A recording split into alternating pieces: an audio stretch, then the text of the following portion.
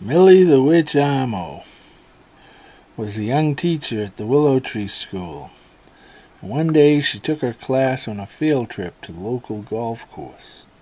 So her class filed onto the school bus, and when the bus pulled into the parking lot, the bus was surrounded by these blue pulses of light. Millie realized that they had somehow crossed into a time stream, so she told everyone to stay on the bus.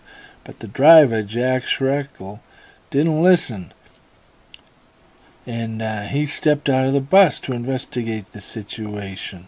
Millie barely had enough time to place a good luck spell on him before he disappeared into the time stream.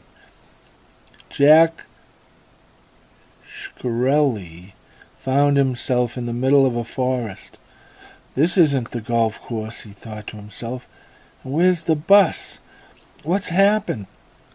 So he started walking, and when he emerged from the forest, he found himself in a Native American village, where he was welcomed and accepted as a visitor.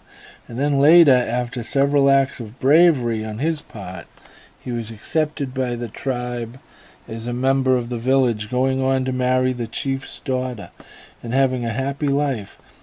Then the blue pulses of light that surrounded the bus disappeared, and the bus and everyone on it found themselves in a treeless landscape. Desolate. This didn't look anything like home. Then a dinosaur passed by the bus, and his nose was as big as the bus, and he was nibbling on grass. And he looked straight into the bus, and everyone froze as he passed by.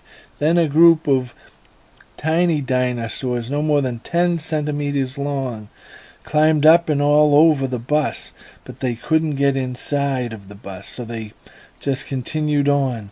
Then a giant bird grabbed onto the bus and lifted it skywards, and then when it had almost reached its nest at the top of Scraggle Mountain, it dropped the bus. And as the bus fell, the teacher, Millie the witch, started the bus up, and suddenly they were back in the parking lot of the golf course. No one could find the bus driver, so they called for a new one. And then they returned to school in time for lunch, where they all shared their stories with the other children, who all laughed and did not believe a single word they all were saying. And then by the end of the school day, realizing how silly it all sounded, they too had let go of the story and moved on to other more important matters, like an afternoon nap.